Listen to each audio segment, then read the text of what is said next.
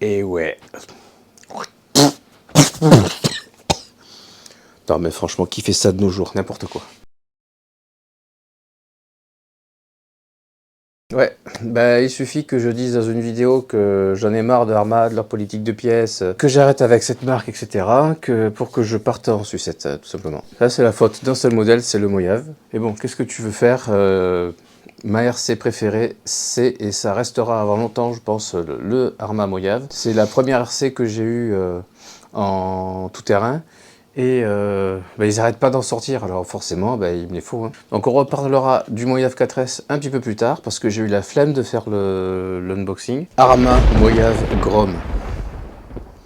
Et oui, j'avais dit que je ne ferais plus dans les petites échelles parce que je trouve ça joli, mais que j'ai pas de collet roulé, que finalement ça finit sur une étagère. Sauvez-moi. J'ai quand même une idée derrière la tête pour celui-ci. Les deux circuits que j'ai dans la région, que ce soit Modèle Extrême à Aspirant ou le Pôle RC du Bois de Rose, j'ai un endroit où je peux exploiter ces machines. Au domaine Bois de Rose, on a une piste rallye 1/10 pour les Tamiya TT02, ce genre de machine. J'ai essayé le Granit Grom là-bas, j'ai trouvé sympa, en dépit de l'échelle en fait. Je me suis plus amusé qu'avec le LC Racing, que le Bousier, que finalement j'ai vendu. Et là, j'étais vraiment convaincu qu'il y aurait de quoi s'amuser sur cette piste rallye. Et entre-temps, en plus, Modèle Extrême a fait une piste drift en béton, donc là aussi, ça pourrait être rigolo d'essayer ça. Il vient de se passer un drame. L'enregistrement a échoué et j'ai perdu 5 minutes de vidéo. Alors je vais te les faire super vite. Lorsque j'ai commencé les RC, tout le monde m'envoyait chez RC Team. C'est la référence, ils ont un stock hallucinant, rien à dire. Moi, au bout d'un moment, j'ai voulu aller voir au-delà, notamment parce que je m'étais fixé sur la marque Arma et que il n'avait pas forcément toujours de stock ce dont j'avais besoin. Et c'est là que je suis arrivé chez RC Fast-Car. Depuis le début, j'ai apprécié beaucoup le contact avec Yves, qui est très rigoureux, très réactif et qui, avec sa chaîne YouTube, donne régulièrement des nouvelles, que ce soit des commandes, de l'actualité de la marque, des modèles, de la boutique, etc. Donc c'est clair, net, précis, organisé, et ça j'apprécie énormément. Et même si tu commandes une petite machine à 160, 170 €, je crois qu'elle est à 170 celle-là, ou une machine à 1200 €, tu as droit au même traitement de faveur qui est une checklist des vérifications qui ont été faites en magasin avant d'envoyer le colis. En l'occurrence, sur le Grom, tu vois, il y a des trucs là qui sont barrés parce qu'il y a des choses qui sont pas utiles. Déjà que sur une machine de modélisme, il y a toujours un petit peu de taf à faire pour aller rouler. C'est pas des jouets, hein, faut vous dire ce qui est, même si ça y ressemble des fois beaucoup trop. Au moins là, il t'a épargné une grosse partie du travail. Dans la vidéo du Losi RZR, je me plaignais que les emballages Horizon Hobby permettaient de voir ce qu'il y avait à l'intérieur du carton. Même le suremballage est marqué en gros, Losi, etc. Là, tu vois, truc que j'apprécie, RC Fast-Car, il a filmé le carton, comme ça, on voit pas du tout ce que c'est anonyme, c'est parfait. Parce que si lui, il le fait pas, regarde ce qu'on voit.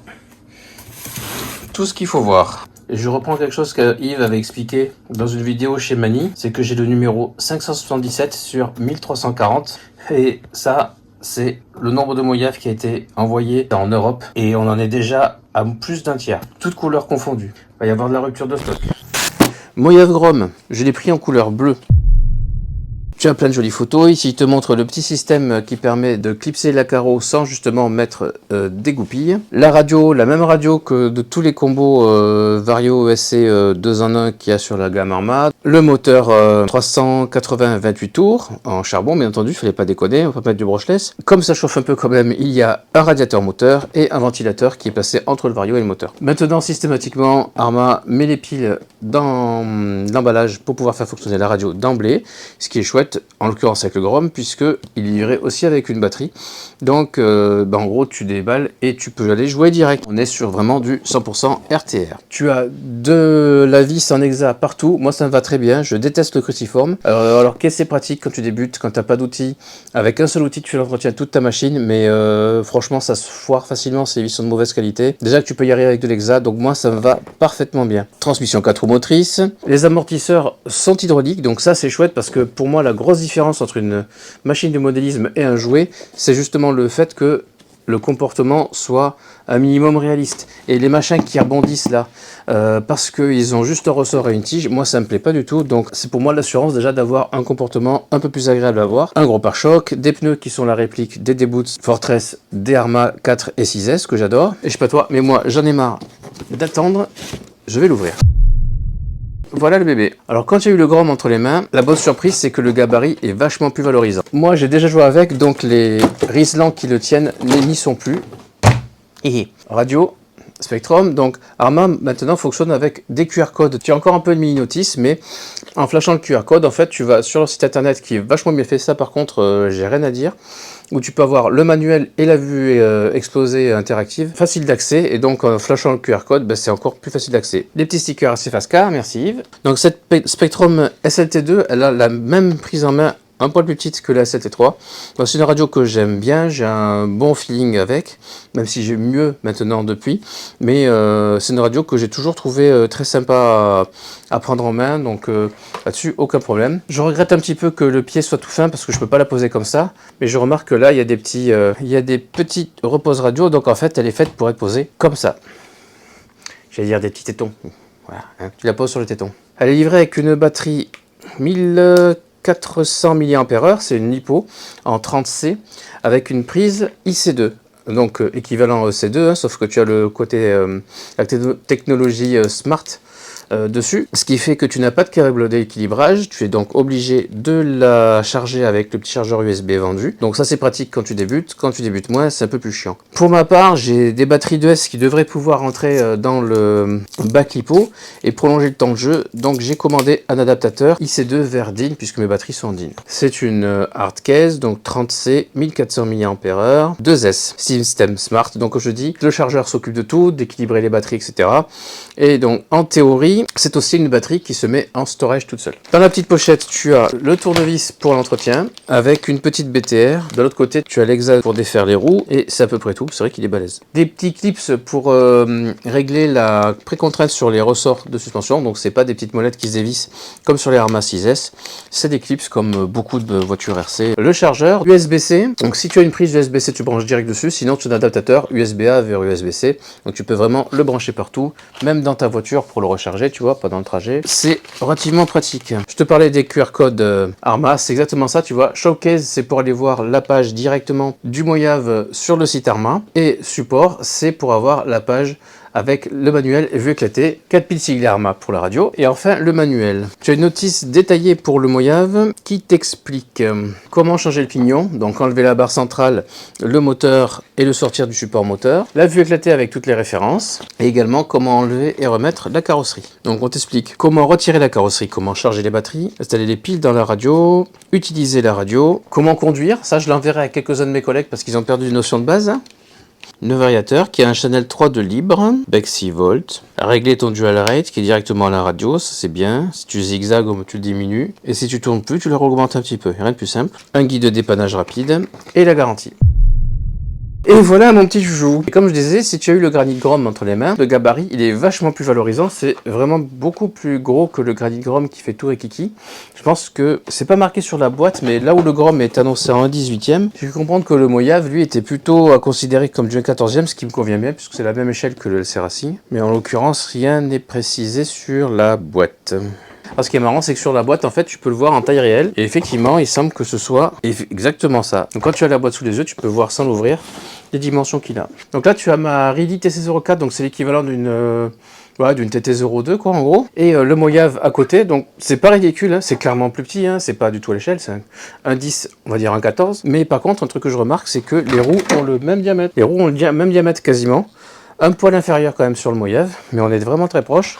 Ce qui fait que mon projet de le faire tourner sur la piste rallye du Bois de Rose a tout son sens. Et je l'ai pris bleu. Pourquoi bleu alors que c'est pas forcément la couleur que je préfère, puisque mon Moyave 6S est rouge, le 4S c'est le blanc et rouge. La logique aurait voulu que je le prenne rouge, parce que c'est quand même la couleur que je préfère chez le Moyave, excepté le XB qui est le noir. Mais il se trouve que les dessins du rouge ne me plaisaient pas trop. Voilà, le dessin en fait du modèle rouge était un peu simpliste, moins sophistiqué, moins joli que le vert, ce qui fait que je trouvais qu'il faisait un peu plus joué. Et je regrette pas parce que ce bleu il est vraiment beau, et c'est un bleu métallisé. Bon, après tout le vert c'est du sticker, hormis le plastique des roues. Là tu vois sur le pare-choc, le logo Arma il est en relief. Ouais, il est vraiment chouette, franchement, la carrosserie elle est bien détaillée. On a vraiment la gueule du Moyave, du grand frère, hein, franchement. Le pare-choc et tout, c'est vraiment un modèle réduit. Là, tu as les pilotes avec leur casque. Alors, toujours un casque intégral, hein, pas un casque cross. Mais ça, bon, je pense qu'on n'arrivera jamais à faire changer les marques d'avis là-dessus. Le petit arceau, franchement, ben oui, quand, comme moi, tu es vraiment amoureux de la gueule du Moyave de base, tu peux que être séduit par cette petite machine. Donc pour enlever la carrosserie, là tu as un bouton à enfoncer de chaque côté et elle vient direct. C'est pas comme le granit où il faut aller chercher des petits loquets un peu à l'arrache, tu galères à tout. Là tu l'ouvres vraiment parfait, leur système il est impeccable. Dedans ça donne cela, donc le combo radio vario 2 en 1, le moteur avec son mini radiateur dessus, tu as la petite ouverture là pour les pales du moteur charbon, et entre les deux un ventilateur parce que ça doit quand même chauffer sévère là-dedans. On va mettre la batterie.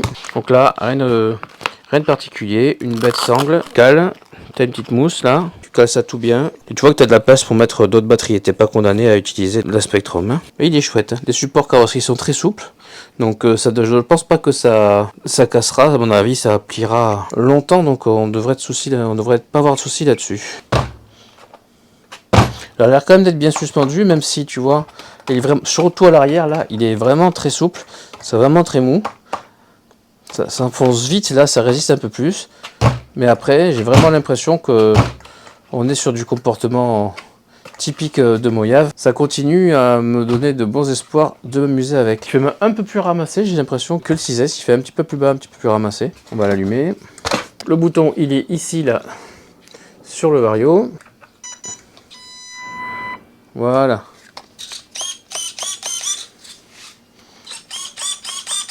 Alors cerveau, j'attendrai pas des miracles de lui. Hein. C'est pas, ouais, c'est pas modèle dixième. Je pense qu'il est plus petit. Mais il devrait faire le boulot pour ce que je vais en faire. On entend le ventilateur qui se met en route. C'est bien la carreau comme ça. Ouais, il a de la pêche. Enfin, il a de la pêche. Bon, c'est pas hyper progressif non plus. C'est pas un crawler.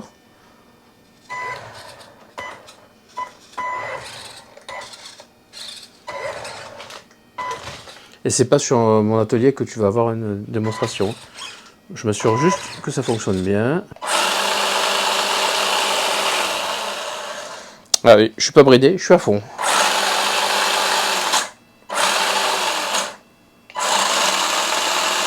La marche arrière a l'air un peu plus lente. J'ai du frein. Ça, ce sera après à essayer sur un parking ou un petit chemin de terre en attendant d'avoir accès aux pistes de mon coin. Là, je remarque que le toit, par contre, là, tout ça, c'est mat. Sympa ce contraste mat brillant, j'aime bien. Je sais pas si je t'ai montré l'intérieur de la carreau. Tu vois pourquoi il est aussi plus cher que les autres Grom. C'est que, même si, oui, on est d'accord, on aimerait tous avoir du charbon, mais tu vois, la carrosserie, elle est quand même vachement plus détaillée, plus grande. Tu as plus de plastique dedans, tu as tout l'habitacle et tout.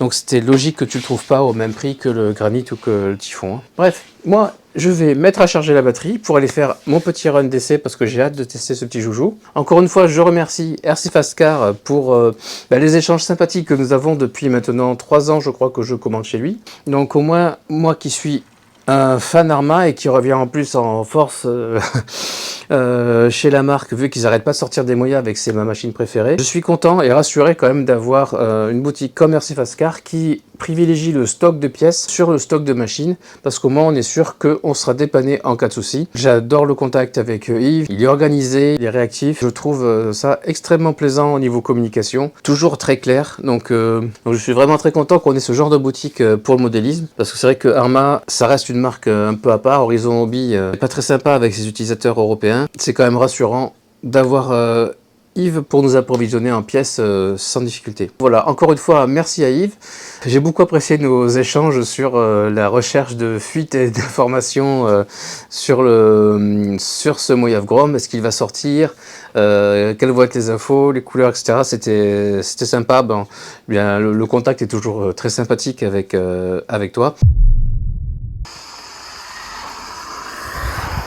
C'est plutôt stable.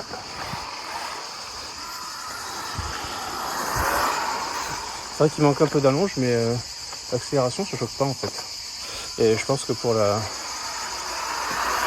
les 2 pistes que j'ai moi sur le circuit là, c'est 2 pistes qui n'ont pas de longue ligne droite, donc l'accélération est suffisante. Là je suis à bloc. Les suspensions sont déjà... Je trouve qu'elles font un bon boulot.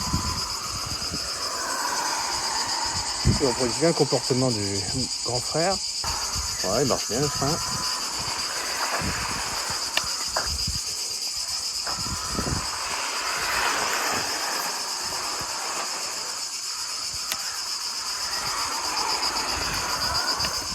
Oh ouais, il est maniable, franchement. Là, je suis bien à de le raid moitié, tu vois. Voilà.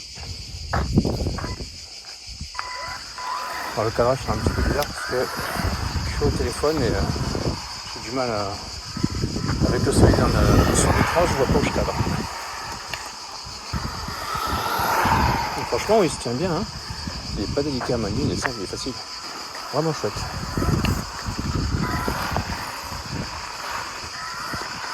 Je trouve quand même que mine de rien c'est pas mal ce que fait Arma sur cette série Grom parce que de mémoire c'est une première pour eux de faire des petites échelles et je trouve que c'est, on peut dire que c'est plus facile à faire mais c'est aussi très facile à rater une petite échelle, qu'elle soit fragile, qu'elle soit incontrôlable, qu'elle ait un comportement pourri. Là je pense que franchement ces Grom sont bien réussis.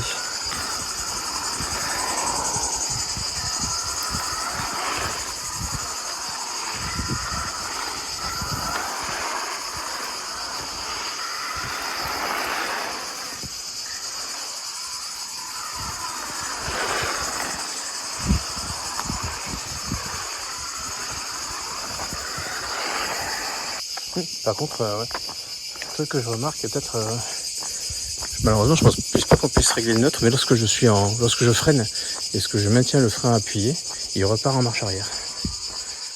Là, j'accélère, frein. Peut-être que quand j'accélère plus que ça, j'accélère, frein, je laisse appuyer. Ah, bien parfait. On va voir. Bon, c'est pas méchant. Ah ouais, par contre, ce qui est bien, c'est que pour un adulte, ça peut se conduire à une main.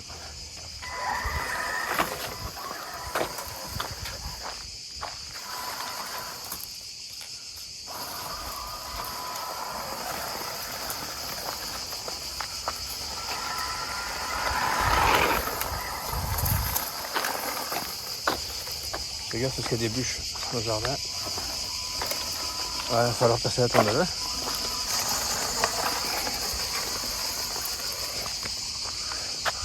Non, franchement, ouais, quoi. Il n'y a même pas les arbres, mais